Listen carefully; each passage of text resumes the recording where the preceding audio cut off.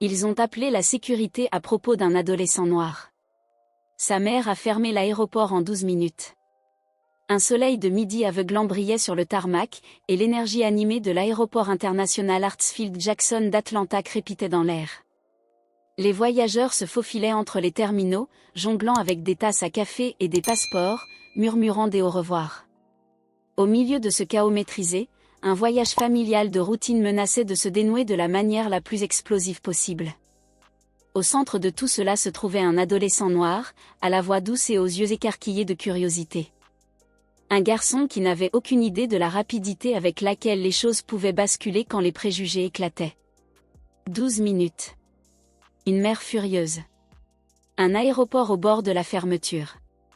Personne n'y croyait, jusqu'à ce qu'il le voie. Et à ce moment-là, il était trop tard. Le matin s'était levé dans une lueur sereine sur la maison familiale des Campbell, à Atlanta. Les rayons du soleil filtraient à travers les stores, projetant des motifs diagonaux sur le tapis du salon. Marcus Campbell, 18 ans, était affalé sur le canapé, les yeux mi-clos, tandis que sa mère, Desirée, finissait calmement de préparer une petite valise avec les essentiels de dernière minute. Tous deux se préparaient à rendre visite à des proches à San Francisco. Un voyage censé être banal, peut-être même un peu ennuyeux. Mais dès l'instant où Marcus s'était réveillé avec un frisson d'excitation nerveuse, il avait senti qu'aujourd'hui serait différent.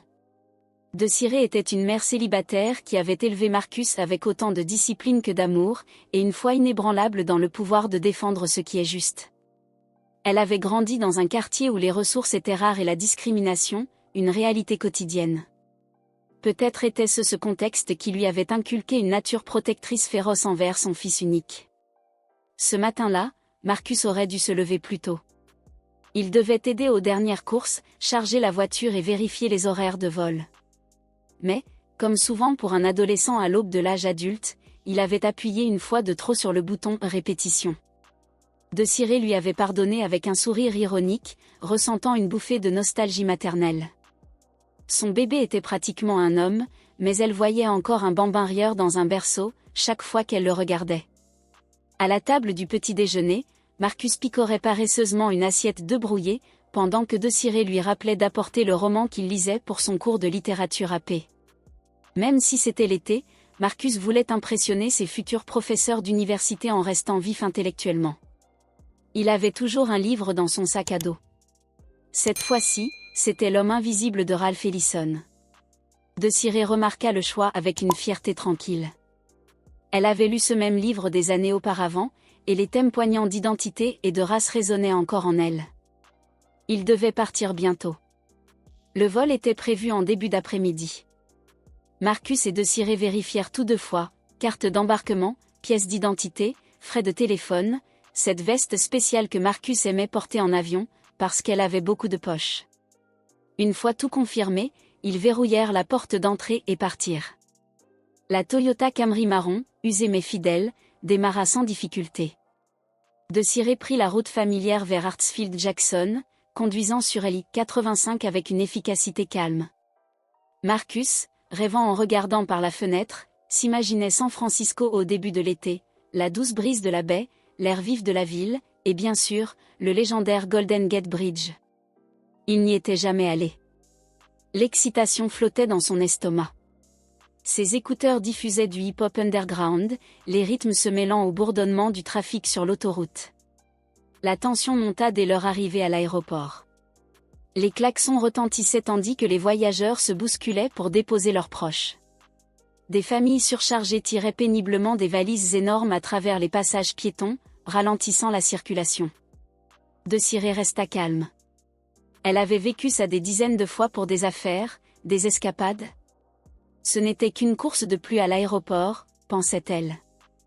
À l'intérieur, la climatisation soufflait au-dessus de leur tête, offrant un répit bienvenu à la chaleur géorgienne.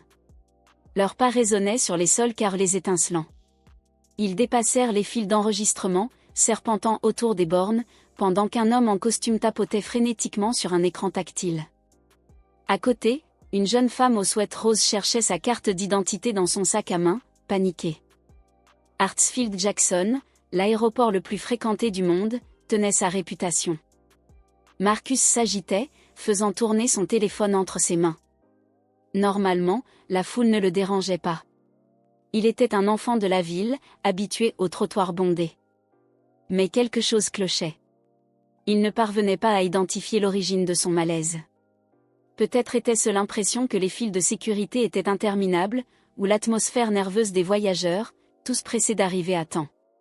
Desirée termina rapidement l'enregistrement, ignorant l'écran qui proposait des surclassements.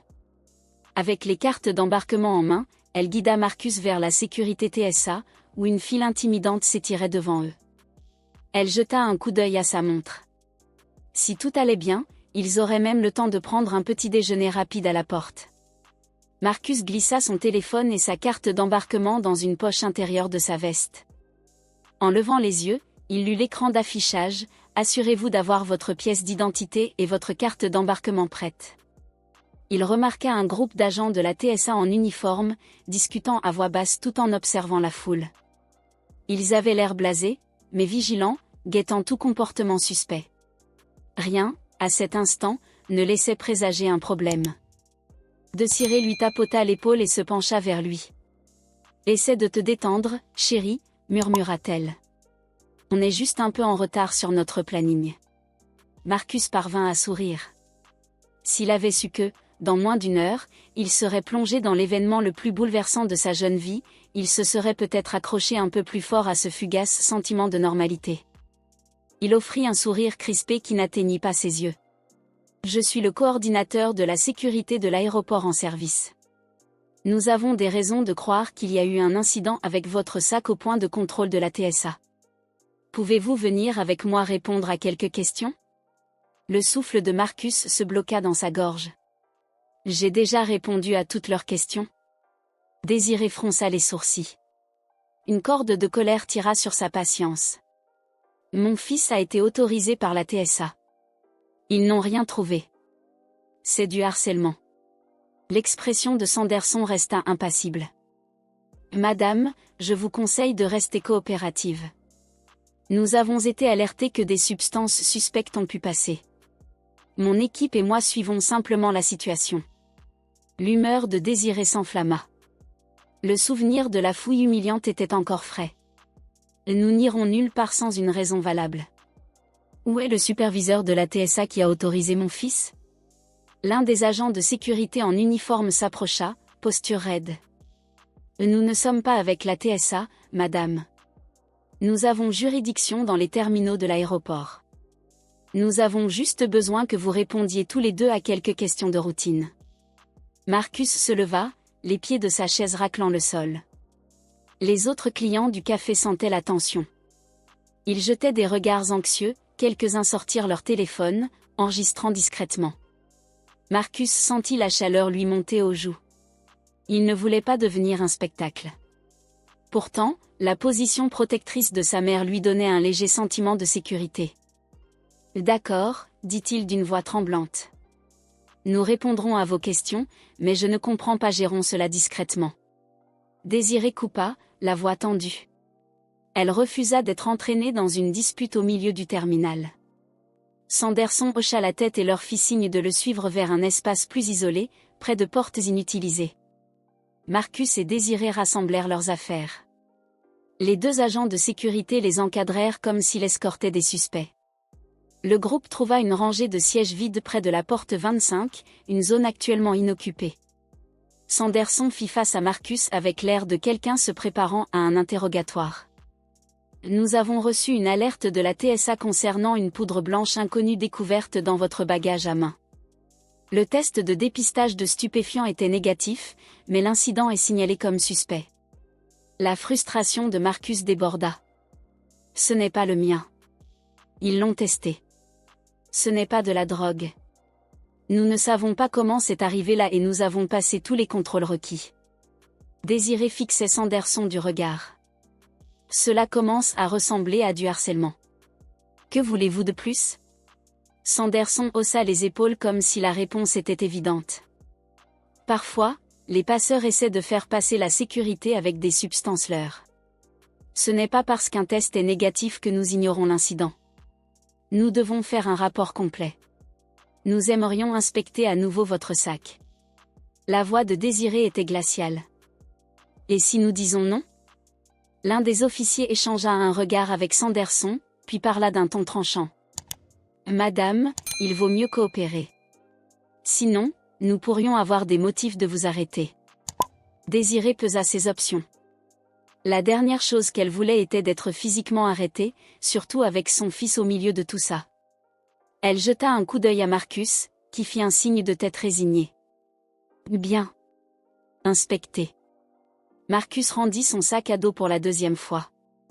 Sanderson et l'officier le fouillèrent méthodiquement, feuilletant les pages du même roman, retournant chaque poche. Ils ne trouvèrent rien. L'expression de Désiré devint amère, sa frustration mêlée à une envie de hurler.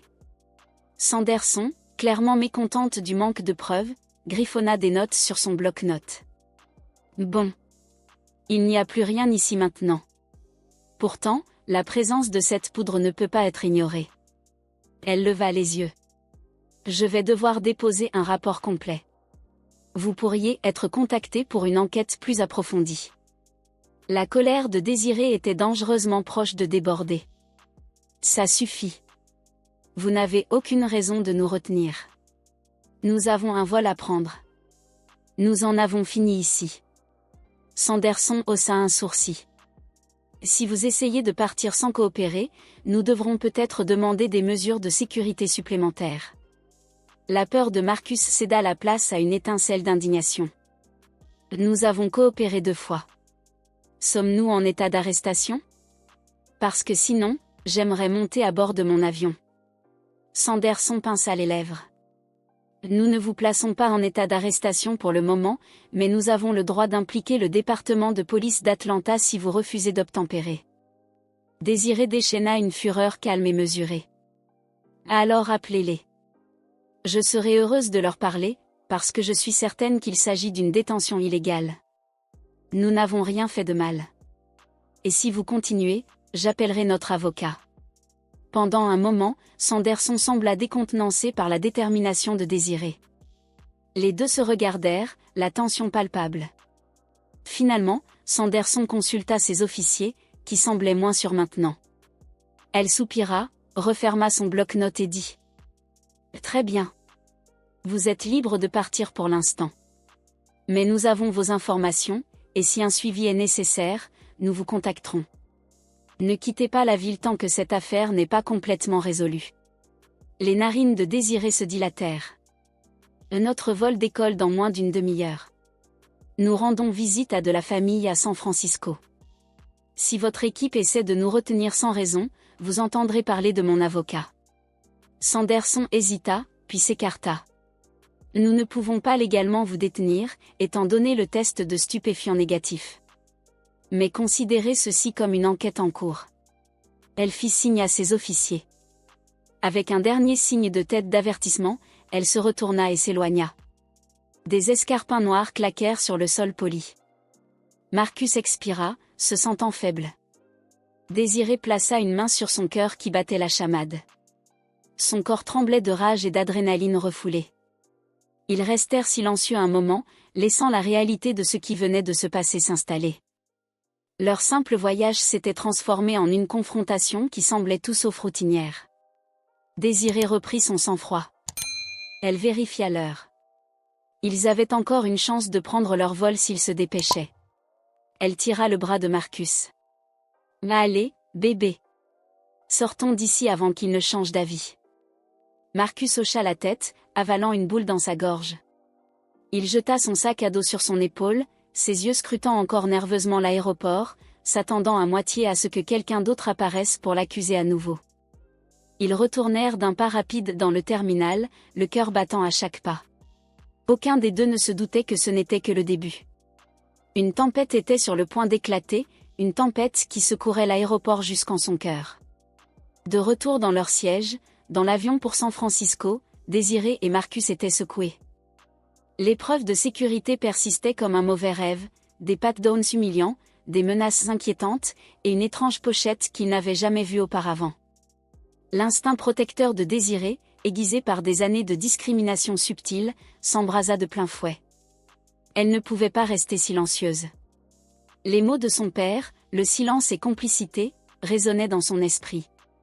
À San Francisco, ils essayèrent de se détendre avec leur famille élargie. Pourtant, même en se promenant le long de Fisherman's Wharf, Désirée ne pouvait s'empêcher de rejouer la confrontation. Elle rechercha les conseils de sa sœur Tasha et contacta M. Bernstein, un avocat de famille de confiance. Il les encouragea à documenter chaque détail et à envisager de déposer une plainte. Marcus avait du mal à se débarrasser de la peur que les responsables de l'aéroport le ciblent à nouveau, mais Désirée lui rappela qu'il n'avait rien fait de mal. Alimentée par une colère justifiée, elle décida qu'il devrait rentrer plus tôt pour régler le problème directement. Tasha proposa de l'aider, mais Désirée resta ferme. C'était son combat, en tant que mère de Marcus. Ils embarquèrent sur un vol de retour, la terreur au ventre. Désirée était prête. Si ses fonctionnaires essayaient à nouveau de coincer son fils, elle resterait sur ses positions, quelles qu'en soient les conséquences. Le décor était planté pour une confrontation qui secourait Hartsfield-Jackson jusqu'en ses fondations. À l'insu de Désirée et Marcus, le superviseur Ménard et le coordinateur Sanderson s'étaient affrontés en coulisses. Sanderson insistait. Les passagers hurlaient et couraient dans différentes directions. Les familles se blottissaient les unes contre les autres, anxieuses de savoir s'il s'agissait d'une attaque ou d'une évacuation. Le chaos régnait. Marcus, toujours sous l'emprise de l'officier, regardait avec incrédulité sa mère, les larmes coulant sur son visage, se tenir près de la porte de sortie. L'adrénaline rugissait dans ses oreilles. Elle croisa son regard et cria d'une voix résonnant au milieu des alarmes. « Laissez-le partir ou cela va empirer. » C'était un ultimatum qui stupéfia tout le monde. L'alarme continuait à retentir, et quelque part dans la folie tourbillonnante, une voix lointaine à la radio ordonna. Lancez les procédures de verrouillage partiel dans la zone de récupération des bagages. 12 minutes après la fuite frénétique de Désirée vers la porte de secours, la zone fut effectivement fermée. Personne n'entrait ni ne sortait. Les vols étaient retardés. La police affluait. Et, debout au centre de la tempête, se tenait une mer Noire furieuse qui avait été poussée à bout. Et un fils adolescent qui réalisait que sa vie ne serait peut-être plus jamais la même après cela. Pendant quelques minutes surréalistes, la zone de récupération des bagages se transforma en une zone de guerre faite de bruit et de panique. L'alarme d'urgence hurlait, résonnant sur les sols cirés et les murs de verre. Il semblait que tous les agents des forces de l'ordre de l'aéroport convergeaient, armés d'informations contradictoires. Certains pensaient qu'il y avait un tireur actif. D'autres croyaient qu'une alarme incendie avait été déclenchée. La confusion régnait alors que le personnel de direction et la TSA tentaient de reconstituer la véritable histoire. Mais les intentions de Désirée avaient été singulières, perturber cette injustice jusqu'à ce qu'il libère son fils. Dans ce pandémonium, les agents qui avaient attrapé Marcus perdirent leur sang-froid. Ils n'étaient pas préparés à un fiasco de relations publiques d'une telle ampleur. Des aperçus errants de voyageurs filmant toute la débâcle leur firent froid dans le dos. Ce n'était pas une situation qu'ils pouvaient balayer discrètement sous le tapis. Une voix autoritaire perça le chaos. Il libérait ce garçon. Maintenant. Elle appartenait à un haut responsable de l'aéroport. Son badge indiquait « Directeur adjoint Samuel Jennings ». Son regard sévère cloua les officiers sur place. Bien qu'ils aient hésité, la présence de plusieurs caméras, combinée à l'ordre direct, les força à obéir. Marcus fut relâché d'un coup de coude, trébuchant en avant, frottant ses poignets rougis. Désirée vit son fils libéré et sentit l'adrénaline la faire trembler. Elle tituba hors de la porte de sortie, la laissant se refermer derrière elle. L'alarme hurlait toujours, mais elle s'en fichait. Elle se précipita vers Marcus, l'enveloppant dans une étreinte féroce, tous deux respirant fort, le cœur battant à tout rompre. La confusion bouillonnait toujours, mais un sentiment de répit s'installa sur la mère et le fils. « Ça va ?» haleta Désirée, les larmes coulant à flots. Marcus hocha la tête en ravalant ses sanglots. « Je vais bien, maman. Je vais bien. » Le directeur adjoint Jennings s'avança, suivi du directeur qui avait tenté d'intervenir plus tôt. Sanderson planait en arrière-plan, l'air à la fois furieux et incertain, serrant son précieux dossier comme si cela pouvait tout justifier. Les officiers qui avaient attrapé Marcus s'éloignèrent, essayant peut-être de disparaître du centre de l'attention. Jeanine s'adressa à Désirée avec une politesse prudente. « Madame, nous devons régler cela. Vous avez déclenché une alarme d'urgence. C'est une infraction grave. » Désirée lui lança un regard d'acier. « Ils agressaient mon fils, menaçant de l'arrêter sans aucune preuve. J'ai fait ce que j'avais à faire. » Jeanine hocha lentement la tête. « Je comprends que vous ressentiez cela, mais... » « Ressente ça comme ça ?» l'interrompit-elle, la voix tremblante d'indignation. C'est la deuxième fois qu'il le cible. Harcèlement, profilage racial, appelez ça comme vous voulez. J'en ai fini de jouer les gentilles. Marcus regarda autour de lui. D'autres personnes s'étaient rassemblées, beaucoup avec des téléphones qui enregistraient encore. Certains voyageurs crièrent des mots de soutien, d'autres affichaient des expressions perplexes, ne sachant pas ce qu'ils venaient de voir. Le directeur murmura quelque chose à Jeanine, qui hocha la tête. Ce dernier prit une inspiration en regardant les caméras tourbillonnantes et la fusion en temps réel qui se déroulait dans le terminal. Déplaçons cela dans un bureau privé pour en discuter. Nous devons désactiver l'alarme. S'il vous plaît, ne faisons pas de scène. Désirée éclata d'un rire rauque, teinté d'amertume. Vous avez créé une scène en essayant d'emmener mon fils. Jeanine comprit qu'il était coincé entre le protocole de sécurité et la désactivation d'une émeute potentielle. S'il essayait d'arrêter Désirée maintenant, la foule pouvait éclater. S'il les laissait partir sans clarification, il risquait la réputation de l'aéroport. Après une pause tendue, il se tourna vers le directeur. Annulez le verrouillage. Éteignez l'alarme. Emmenons ces gens dans un endroit calme, loin de la foule. Finalement, l'alarme hurlante cessa.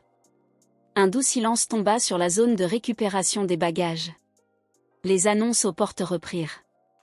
Les voyageurs, encore nerveux, recommencèrent à s'agiter. Le directeur adjoint fit signe à plus d'agents de rassembler les spectateurs, les exhortant à avancer. Certains obéirent. D'autres s'attardèrent, avides de plus de drame. Désirée et Marcus furent escortés vers une salle de conférence voisine, accompagnés de Jeanine, du directeur, et d'un groupe de sécurité plus calme, moins hostile. Sanderson était introuvable. Peut-être avait-elle décidé de ne pas risquer une nouvelle humiliation. Dans la salle de conférence, Jeanine leur offrit des sièges. Désirée resta debout. Marcus s'affala, épuisé. Jeanine soupira. D'abord, je veux m'excuser pour toute détresse causée. Mais vous devez comprendre que nous avions des inquiétudes. Des inquiétudes basées sur rien d'autre que des spéculations et du racisme, répliqua Désirée, le regard brûlant. Jeanine serra les lèvres. Je comprends que vous puissiez le percevoir de cette façon. Cependant, nos dossiers? Écoutez-moi bien, coupa-t-elle, la voix vibrante de fureur contenue. Vous n'avez pas le droit de nous retenir ici. Mon fils n'est suspect de rien. Vous n'avez aucune preuve. Si vous essayez encore de nous détenir, nous vous poursuivrons en justice. Et je vous promets que je ne m'arrêterai pas tant que chaque personne impliquée ne sera pas tenue responsable. Marcus regardait sa mère avec une crainte nouvelle. L'amour protecteur qu'elle manifestait était presque tangible, une force ardente. Jeanine leva les mains dans un geste apaisant. Personne ne suggère que nous vous détenons maintenant. Nous voulons seulement nous assurer que tous les malentendus soient résolus. Soyons directs, il semble que mademoiselle Sanderson ait outrepassé son autorité. Nous enquêterons sur sa conduite séparément. Quant à l'alarme que vous avez déclenchée, reprit-il, c'est une affaire sérieuse, mais dans les circonstances, je doute que porter plainte serve les intérêts de quiconque. Les épaules de Désirée s'affaissèrent légèrement, bien que ses yeux soient encore en feu. Donc, nous sommes libres de partir? Oui, répondit Jeanine. Mais, s'il vous plaît, laissez-moi organiser une escorte appropriée pour vous faire sortir sans autre incident. Marcus leva la main. Est-ce que la TSA ou la sécurité vont encore venir nous chercher? Jeanine secoua la tête. Je m'assurerai que cela n'arrive pas. Si vous choisissez de déposer une plainte officielle. Désirée le pointa du doigt. Go, nous le ferons. Comptez dessus. La tension était forte dans la petite pièce. Finalement, Jenny les escorta discrètement à travers des couloirs latéraux pour éviter les regards du public. Dehors, dans l'air humide de Géorgie, Désiré et Marcus ressentirent un étrange mélange de triomphe, d'épuisement et de fureur persistante. Ils avaient en effet fermé une section de l'aéroport le plus fréquenté du monde, incendiée par le refus d'une mère de voir son enfant humilié une fois de trop. Alors même qu'ils montaient dans un taxi en attente, l'adrénaline pulsait encore. Marcus reposa sa tête contre le siège, les yeux fermés. Désiré regardait par la fenêtre, l'esprit déjà tourné vers les prochaines étapes, des appels à M. Bernstein, des déclarations à la presse si nécessaire. Tout pour éviter que cela ne soit balayé sous le tapis. Elle n'était pas naïve. Elle savait qu'ils étaient au seuil d'un combat qui pourrait durer des semaines, voire des mois. Mais elle savait aussi que les graines de la justice avaient été plantées. Elle avait refusé de s'incliner. Et tout l'aéroport, des témoins du monde entier, l'avaient vue. Il s'agissait maintenant de s'assurer qu'une